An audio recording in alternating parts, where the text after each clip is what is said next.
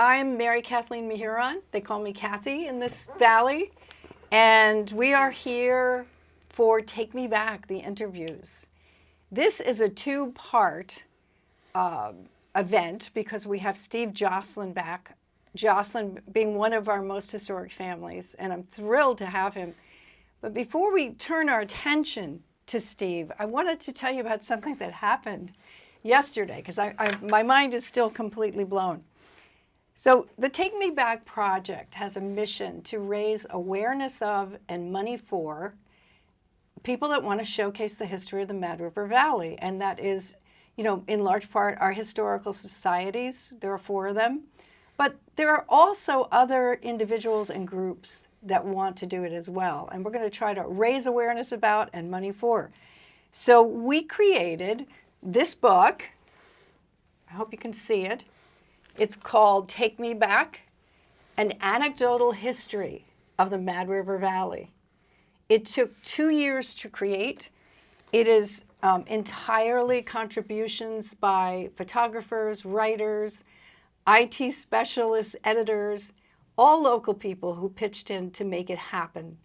And we're really proud of it. And it's selling quite quickly. If you're interested in a copy, you can email me at marykathleen.mihuron, all lowercase, @gmail.com. Or you can just look up my phone number. Tommy and I have had the same phone number for a million years. And just call me at home and I'll get a copy to you. They also have them at a few stores in town as well. But anyway, so, this is kind of taking off. It was only a week ago we launched it at a Lawson Super Session event, and we thank them for that. It sold well that night. I've had many people calling me. I'm delivering books. I'm sending them in the mail from across the country. But never did I expect to get the phone call I got yesterday. Yesterday morning, the Vermont History Museum called me and wanted to set a meeting time. And I just happened to be heading to Montpelier yesterday because I had a doctor's appointment. I had no idea what they wanted.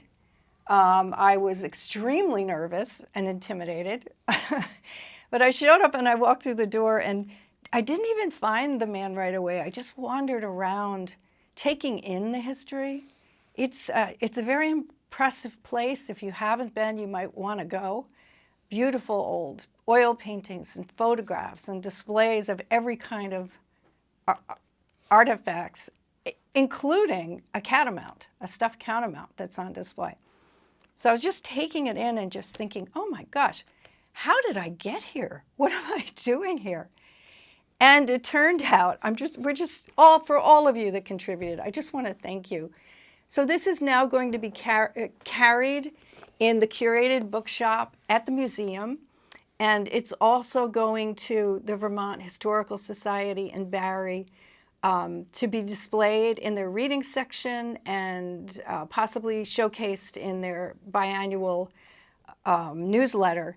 But more importantly, I don't think it's over the top to say that this little book of ours is becoming part of Vermont history. And it moves me to say it.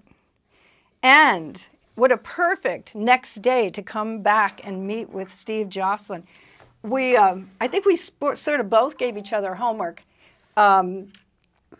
Steve has written 3 beautiful books. And I would like to be really clear about this. One is for the grandchildren, and it's about their grandfather, which is spectacular. Another is recipes of all kinds. I think, is it right that they were traditional in some way in your family? There are a lot in there that are family recipes. Yes. And then this, we're going to let Steve speak to this when we get to him. So do you want to start or am I going to start? I don't care. I'll start. There's a thing. Now, I constantly refer to my upbringing as being very different because I'm an Irish Catholic Jersey girl. That's who I am. I grew up in the track houses that the GIs bought, and then my parents moved up in the world and went to a little bit more of a neighborhood with larger lawns. So I don't have a lot of the experiences I remember being with Zelda Levanway, who is also, she's a Hartshorn. Yes. And we were in front of her house, and she was talking about how the Fayston post office closed down once there was, what did she call it? Is it RFD? Yes. Once there was RFD. So I realized I had watched the Andy Griffith Show for a million years, maybe RFD, and I didn't know what RFD meant. And I said, Zelda, what is that? What does it stand for? And she just like, what? You know? And I say, I'm from New Jersey. We don't have that. So anyway, one of those things popped up in reading Steve's work, and it really jumps to mind. It is the notion of dowsing, which is on page 8. And Yes. not only, I think, I remember seeing that in like the Beverly Hillbillies or something, but I didn't realize it was a real skill. Can Yes, you it tell is. us about dowsing? My father was a skilled dowser. To back up, he had polio when he was 7. Spent a year in Children's Hospital in Boston for muscle grafts that never took. And so he wore a steel brace from his hip that went down and attached to his shoe with a hinge in the middle. So it was difficult for him to douse because he was on uneven ground. So that's when he used crutches. But he was frequently called, well, most every house in the village of Waitsfield was supplied by some spring up on some hill through a series of lead pipes and pump logs. What is a pump log? I read that term. Logs, I'm not sure whether they were spruce or pine, usually about that big around and 10 feet long, and they had a long hand auger, and they would bore a hole Oh, so it's literally a log. all the way through it. And one end was tapered, and the other end so that the logs would fit together. And that was the first water system. And then they eventually started to push the lead pipe through some of the pump logs. But when I was a kid, most everybody in town drank water from lead pipes. And they were buried at various depths, and they would break and freeze, and there would be a leak. And so they would call my dad to go, where is the leak? And so they had a general idea where the leak might be, but he would take, he used apple forks. It was a fork like that, and of a slender apple branch, and he would hold it in his hands and walk back and forth where they thought the leak was. And when it came to the leak, that branch would drop straight down with such force it would twist the bark off in his hand. This is if I could wrap my head around it at all, it would have been thinking you're going to find like an underground river, but you're saying you could find a leak in a pipe. He could detect the flow of water from that leak, and also he was able to find springs.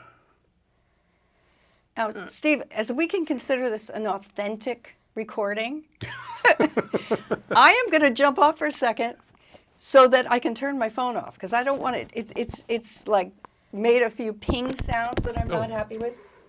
So just compose yourself for a moment there. There, I got it. And I'll put my mic back on. But yes, he had the reputation. Do you have? I have seen him do it. I did not inherit the skill or whatever connection you have with the ground. My question is, in my original culture, which no longer exists anymore, right? The Irish Catholics have assimilated into the United States.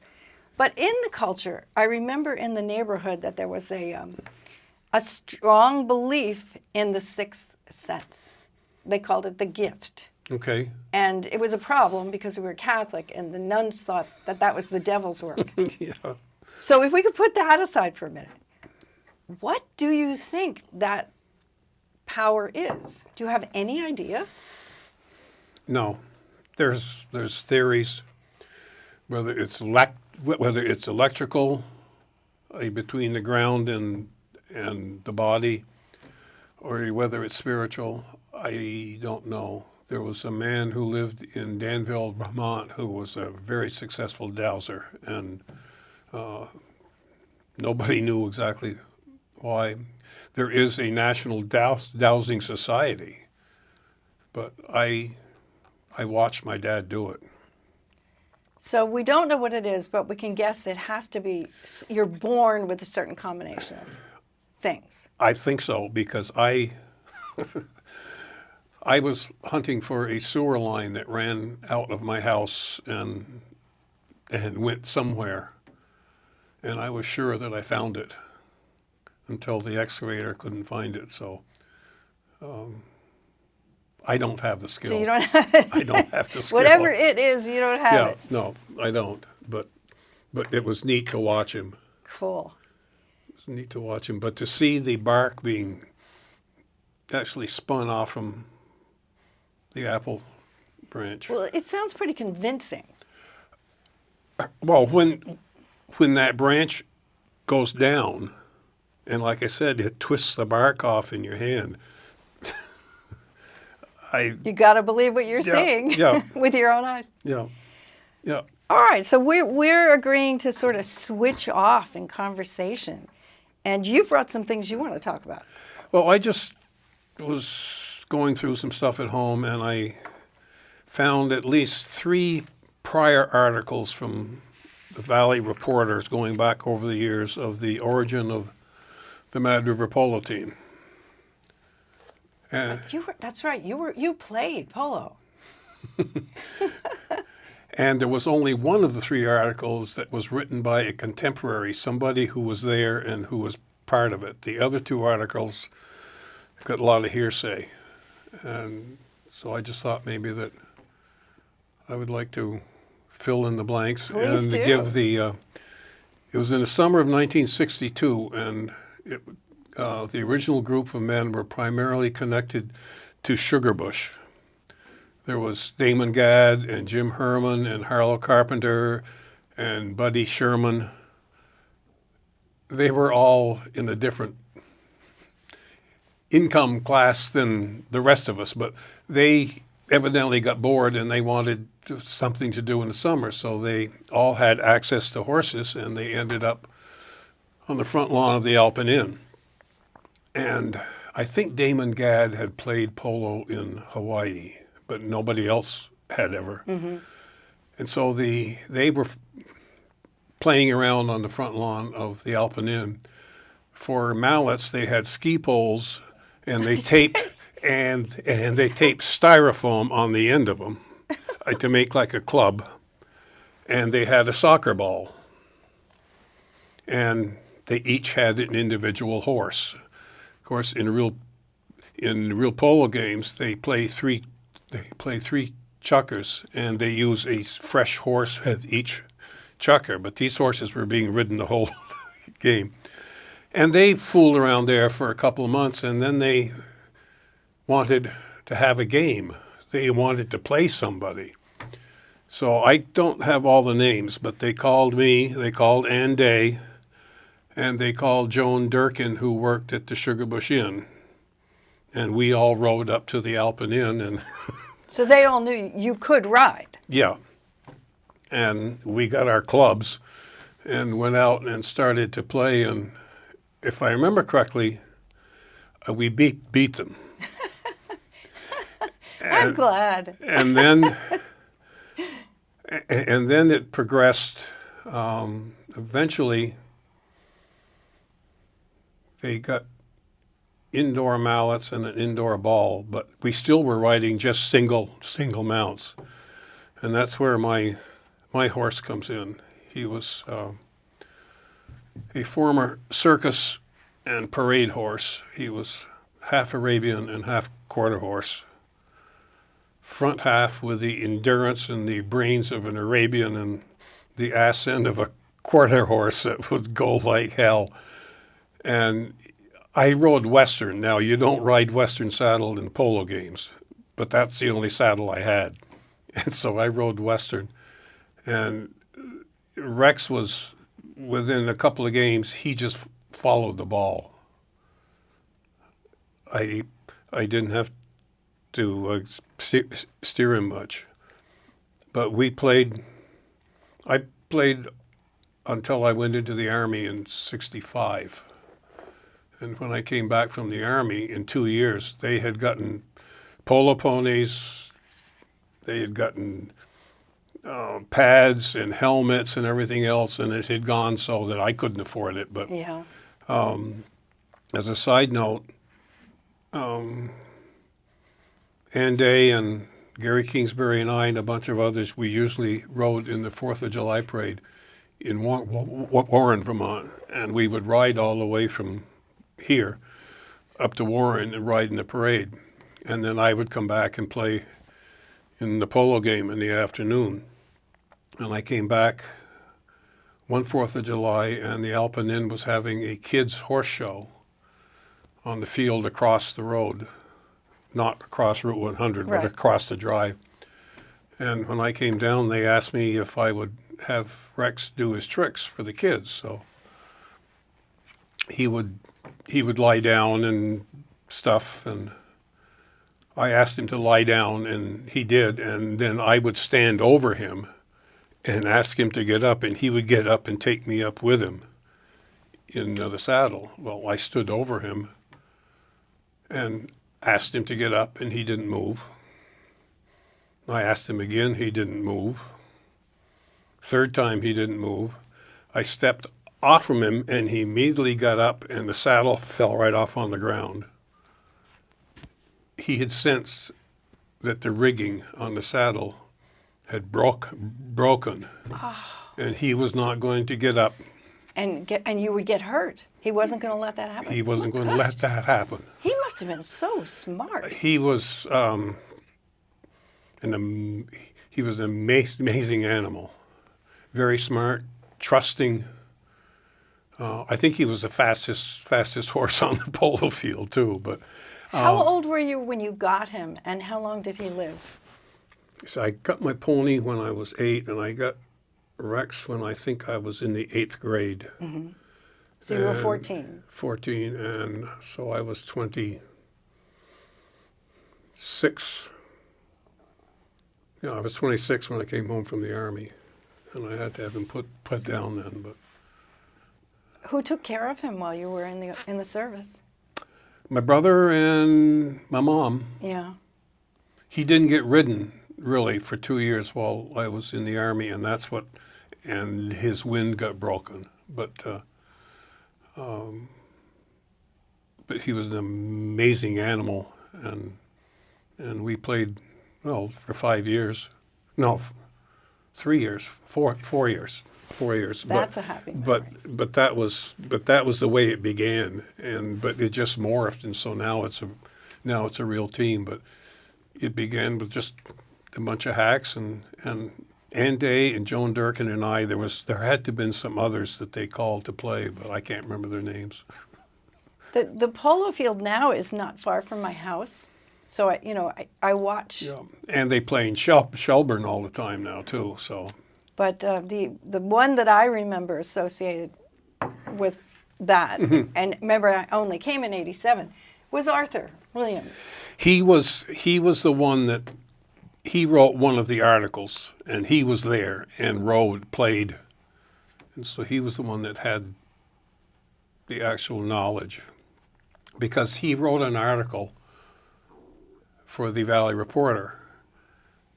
And he mentioned some names, and so I wrote a letter to the Valley Reporter and say, "Hey, I was there." And he said, "Oh yeah, I forgot, Steve. You were the one that rode Western." So he remembers. Oh yeah. So yeah. Today, don't walk away without me giving you one of these books. I carry them around in my car all the time now. I meant to bring my checkbook. We'll figure that out. I forgot. But the reason is because there is a section about polo, but it's after. It's more about Arthur. Yeah. But there's also an article Ski Magazine did in here that talks about the polo players. So you'll get a kick out of Okay. that. Yep. All right. So I'm now to my list, and I am still in the book about your father, Ryford Stephen Joslin, Yes. who is the grandfather of the next generation. And this is who you dedicate the book to, is the grandchildren. Correct. You've done such a good Because job. he died before any of them were born. Is that right? So they never knew him. No. And so that's why I wrote that. I'll be honest, I have long thought Steve was a really good writer. He's done 2 articles for the Take Me Back project in the paper, in the Valley Reporter. But really, it wasn't until I got home with these books and sat down. And I mean, the care you've taken to document it is fantastic. I did not get a chance to scan them because of the launch. You can have my dad's book and the cookbook. I would like the Camp 10 history back because Beautiful. it's the last one I've got, and I've got to make some more copies. But Great. my 2 you can have. As Steve knows, one of our goals at the Take Me Back project is to create a central website where we can have links to everything we're discovering that has to do with our history. And I certainly want to have scanned copies of these books in there. So, another thing, now you had said this to me verbally, so I don't know why I was surprised when I came across it. In the early days of Mad River, there weren't enough rooms to accommodate skiers. A lot of the farmhouses were big, and people would just buy cots, and that was an extra cash crop for them, that they could just jam in many skiers. Fred Messer wrote to me about that, and it was funny the way he put it too, because he said that was what they used to pay their Mahurons bill. Okay. So, he said, you got to love that. And of course, being married into the Mahurons, I do. I think it's hilarious. But there's also the use of the school building. Yes. Describe that. Yeah, there was a shortage of beds. There was maybe Henry Perkins and Clark's were probably the first 2 lodges, and they were just converted farmhouses. So there was the skiers that would drive up from New York every Friday night, and they needed a place to stay. And my folks, I got pushed into the attic to sleep on the weekends so that skiers could have my bed. But the old Waitsfield High School, which is the condominiums now, the auditorium was on the 2nd floor, which took up more than half of the 2nd floor, just a big, huge room with a stage. And they scrounged cots, would set up cots and put the skiers, let them sleep there. Well, it had a coal-fired steam boiler, so somebody had to keep the heat on. So my dad was one of the ones that would sleep on the weekends in the boiler room to keep the heat on. And was that a paid position, or were they raising money to maintain the building? That's something I don't know. I'm sure that they must have charged somebody, but I don't know who charged for what. Right. I'm thinking about my dad, and I suspect that he just volunteered to keep the fire going. He wasn't the only one. There were some other men that knew how to fire the boiler, but that's so what. The auditorium, a picture filled with cots. Did they get taken down by Monday? Yes. Yeah. So other volunteers or people helping out, they take those beds down. Where do they put them? I was young enough then, so this is a lot what I've been told by my parents, but I don't know. But somebody had to take them down because they had school the next day. Right. I just think that's fascinating. Weekends would come and the whole town filled up. Yep. Right? And it wasn't... Well, yes, comparatively filled. Yeah. For back then, it filled up. Yeah. And it wasn't like they're going into Airbnbs and they didn't, mix with the locals. They were all in it together. Yep. And there were I can vaguely remember of familiar faces that would keep appearing at my parents' home that had developed over this boarding and Right. and sleeping that different friendships developed. They got comfortable with each other. Some eventually stayed, I guess, too. Yeah, that's a good point. There are families that just fell in love with the valley Yeah. and stayed. Yep. Or at least stayed, split their time until they retired, and then we were here full time. Yeah, yeah. But yeah, no, they filled up the auditorium. Your turn. What do you got? I was just anything that you had about my dad. If there's any questions about anything that I mentioned that he had polio at age 7, and he spent a year, 21, in Children's Hospital for muscle grafts that didn't work, and then he went out to Colorado Springs to visit his aunt for a year.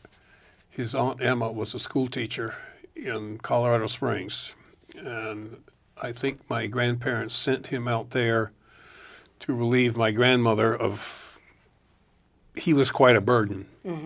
And they had 2 other kids, and so he went out there and spent a year in Colorado Springs. And he used to tell me stories, but his aunt went to the Colorado Springs City Council and got him a permit so he could sell popcorn on the street. And how old was he? I got it here.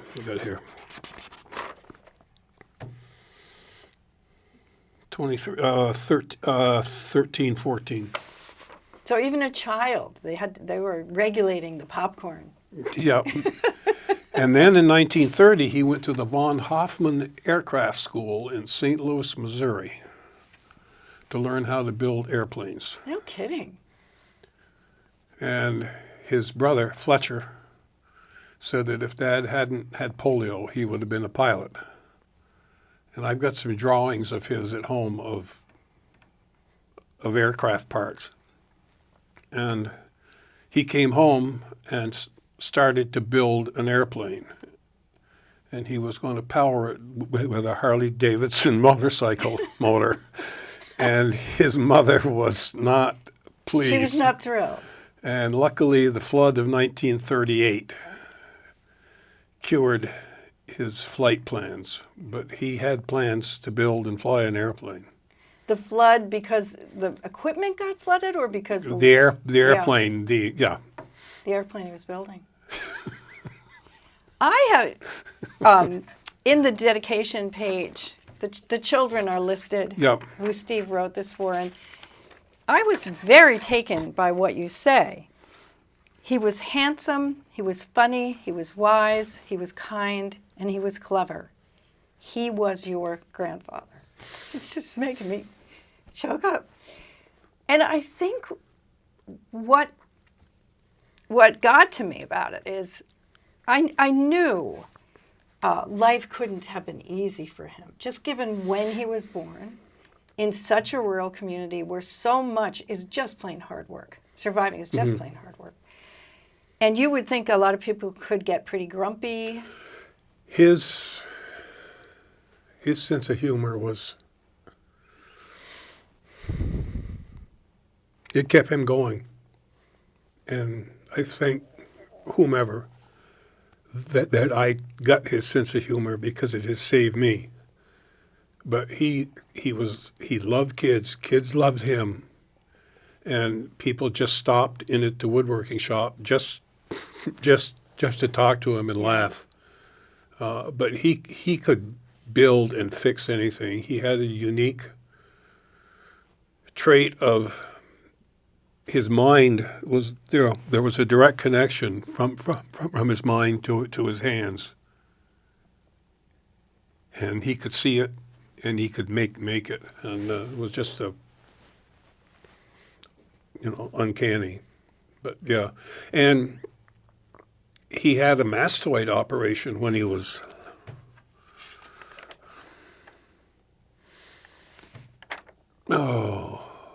when he was 5. He had a mastoid operation, which is the bone behind your ear. It's Yeah. on the kitchen table at his parents' home. Which is basically brain surgery. The doctor came by horse and buggy from Montpelier and performed the operation on the kitchen my table. gosh. Well, this is what I mean. I think the experiences were so difficult that I would assume people were cantankerous. But what you're telling us is another choice you can make is humor. Yeah, there was also the alcohol choice. Mm-hmm. His father was an alcoholic. My father was an alcoholic. I pretty much can understand. They didn't have, well, that was self-medication. Yeah, sure. But the humor kept him above. It kept him going. Because yeah, he didn't have an easy life. How old was he when he died? 60. So young, right? We think of that as being Yeah. so young now. He died in his sleep. And probably you don't even know. The doctors can't be sure. There wasn't imaging and all that. No, Dr. Quimby came down and wrote out the death certificate. I can't remember whether he said stroke or heart attack, but he wrote it. All the years my mother had been asking my dad to build her a pine kitchen table like what he sold in the woodworking shop. Mm-hmm. And he finally built her a thick pine table, and I've got the table at home. It'd take me a while, but if you look just right, you don't want to write on pine with a pen. Because it's soft. Somewhere in there, if you look just right, you'll see Dr. Quimby's signature from the death certificate in that pine tabletop. Gosh. Oh my gosh, talk about powerful. That's something like a ghost You know. hanging around. Well, I have another. You don't have anything else on there? Well, I've just got notes in case something comes up. I started to read Camp Number 10, and I thought, no, this is too good. You have to tell us this story. I'm not going to read random quotes. What was Camp Number 10? Camp 10 is the last remaining logging structure from a logging railroad built in 1920 in Lewis, Vermont. And where is Lewis, Vermont? Do you know where Island Pond is? Yes. Go to Island Pond, head towards the Connecticut. Go about 13 miles east, then take a left and go 7 miles into the woods. Lord, that's country. It's still deep country. It's south of Averill Lakes. It is a geographical township, but there are no residents. Nobody lives there. It's all lumber company. And they built a logging railroad in there in 1920. All sorts of log camps for the horses, men, and everything else. And then they tore the railroad out in 1928. All of the cabins except Camp 10 have collapsed and are gone. And this one was resurrected by a family in St. Johnsbury in 1939. It's been occupied ever since, and I've been going there since 1977. How did that original connection happen? For me to the camp? Mm-hmm. I worked in St. Johnsbury for 13 years as an insurance adjuster, and I became very good friends with the vice president of St. J. Trucking, a man by the name of John Simons. He and I used to cut wood in the wintertime. And the summer of 77, we both ended up single, not by choice. And I had heard of camp, and one day at coffee he said, "What you doing tomorrow?" And I said, "I don't know." I said, "Well, we're going to camp." So I went to camp one day in June in 1977, and I've been there ever since. It's fantastic. What would your favorite thing be about it? Uh, there is nothing.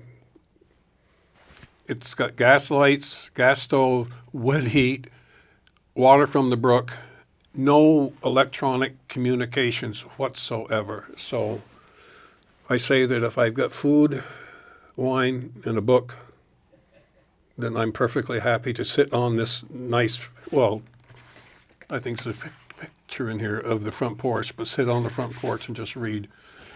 Oh, it's just so quiet. It So sounds like a cultural decompression chamber. Yes. You're not a slave to technology, the phone ringing. No, I mean, when I'm home, I watch TV. There, I don't miss. But I'm just lucky that I have access to it. I was there 53 or 4 days last year, and my share of the expenses was $275, and I complained. Too expensive. Too expensive. Now you're going to think I'm a nut, but No. you may as well know that about me now. I was interested at one point in my life with afterlife experiences. People die and then they go to heaven or whatever you want to call it, but then they're saved and they come back. And there's a remarkably similar story they tell about, coming into this world where you can see the life energy in every living thing. Even they can see the life force pulsing through plants. And it made me think maybe that's why when we're in the woods, when we're hiking, when we're camping, that we feel differently. What do you think about that? Well, I've always felt very relaxed, very comfortable, very safe. I mean, there's a lot of stories from camp, but plus I've met some of the most fantastic folks that Right. have come by and, oh, this is Camp 10, or can we come up and see Camp 10? Because it's 123 years old now. What's the craziest thing that happened that you can remember? Probably the deer the only deer I ever shot at camp that was a day early and bald. Was what? A day early and bald. Bald. How do you mean? Didn't have any horns. Oh, okay. Remember Jersey? So you're saying you shot it and it wasn't legal to do so? Yeah, the statute of limitations is run, but yes. They can't get you now. It's too late. No, but there's just, I mean, there's escapades about failed meals and people getting lost and just setting it is a hunting camp. Mm-hmm. There are deer camps and there are beer camps. This is a deer camp. And so the guys would come in from a long day's hunt. They might have one beer and that's it. And then we sit there and They're laugh and exhausted, talk and yeah. just the camaraderie it's a good bunch of folks. I'm very, very lucky. Well, you probably understand something that I do not understand about my husband. This has been years-long discussion. He at one point wanted to buy a camp, and it's not far from where you're talking about. It's on Newark Pond. Oh, sure. And he didn't explain to me what in his mind camp means. Because, my mind is like, well, we're going to put new floors in and fix it up. Maybe I'll paint the walls pink, And It's we'll that fix up the water heater and And he made it really clear. This is my place. It's camp. And that's all he'll say. He'll go, it's camp. As Yeah. if that explains everything. It doesn't explain Well, everything to me. and that, I think that culture is dying out here too. Is dying out. Would you say, he loves the outhouse? Yeah. Is it the simplicity of life that you think he's talking about? Please tell me. No, you see, that's the only camp that I've ever been exposed to is a camp, and that's what I've got folks who own camps, which are nicer than my house, but I think it's just simplicity. There's no complications. There's not much that can go wrong. What resonated with me with your story is for all these years that we've had it, we didn't even have a landline or any internet or anything like that. It's only now that we're older. I just turned to Tom one day and said, you know, if one of us has a heart attack, we can't get help. There's no cell service. I have to drive 2.5 miles to get cell service. So I was thinking, if one of us had a heart attack, we really don't have time to drive to the self-service. So we do have a landline now. Oh, okay. But that was, you know, hard won, the landline. Now, do you have a camp in Newark now? Yes. Oh, okay. Yeah, and he loves it up there. And is it a camp or? It is a camp. Yeah, okay. Good. Yeah. Good. Yeah. See, he's going to love it that you're agreeing with him. No. But again, I think that's generational. And where you're from, too. I mean, a camp in New Jersey is not... We don't have camps. We have cottages? beach houses Okay. Oh. or lake houses. Okay. And they can be very simple, but they're not just, you know, bare wood floor. Like our floor isn't even finished. There's no poly on it or anything. Good.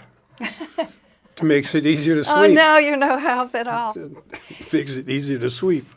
I feel very unprofessional. I didn't pay attention to what time we started, and I don't know what time it is now. Do you have any idea? Nope. Well, I know what time it is. It is just about 3 o'clock. Okay, so maybe we've been going at it almost an hour. I did want to touch on the food, because doesn't everybody love the food? I was going through your book and trying to pick out things that really were New England. Because there are family recipes, like Steve's salsa fish. Yeah, well, that's not... The old recipes are going to have an asterisk. Oh, you're so good. So this is the one that caught my eye. Creamed codfish gravy. Oh, yep. Tell me about that. Old, poor New England. It's dried salt cod, which you can still buy in the store in wooden boxes. Yeah. And I remember as a kid. It says freshened. So what would that mean? You put it in a large pan of water on the stove and heat it up till it's warm, but don't boil, and then drain it off and keep doing that until you've rinsed most of the salt off. Oh. Then you can flake it and make a cream gravy. Right. And I serve it on rice potatoes. But it's just old New England fare. And you've got one just below it with the asterisks, and it is Harvard beets. That's what traditionally I remember at home that we had with the salt cod gravy is the Harvard beets. And beets that's a good crop because it lives longer, right? Oh, and it's a sweet sour recipe because it's got sugar and vinegar. It caught my eye because my mother-in-law, who was not a native Vermonter but lived here many years, and she learned a lot about cooking from her friends, and her mother-in-law, Aurelia, she made the best pickled beets I've ever had. Mm-hmm. And you may notice over at Mihurons that, you know, Bruce is coaching to see if one of the chefs at Mihurons can get that exact, but I don't know what it is. It's delicious, but it's not like Irene's. I bet that's what she was doing. Well, this is it's a cornstarch sauce, so it's thick, but it's got sugar and vinegar. So, like I said, it's a sweet and sour, but it's almost a glaze instead of the pickled. Yes. Oh, I see what you're saying. Yep. Yeah, it's a hot dish. It's a cooked. When we had the 4 Hartshorn siblings, I was just like riveted by the idea of winter comes. You've put by Is that how you say it? Or you put by, you put down. In the jars and everything, Yeah. canning. You put all these vegetables and you've got some root vegetables and apples and things that might last. What does March look like on the dinner table? I've got basically two different. My menus change in the fall, and I've got my winter menus of stews and chowders and gravies and that type of thing. And then in the summer, I've got the lighter meals. But I guess I'm Okay. wondering, were you running out of food by March? And I guess I mean farms. My mother did not have time to can. Oh, that's right. She was a professional woman. My grandmother did. Mm-hmm. My grandmother canned tremendously. In fact, she made her own mincemeat, which was with meat in it, deer meat, for mincemeat pie. I mean, that's what it originally was. And that is what I've always wondered about, because I love, Thanksgiving mincemeat pie. Now it's all or fruits. Right. But it was a way to preserve deer meat. I bet that was delicious.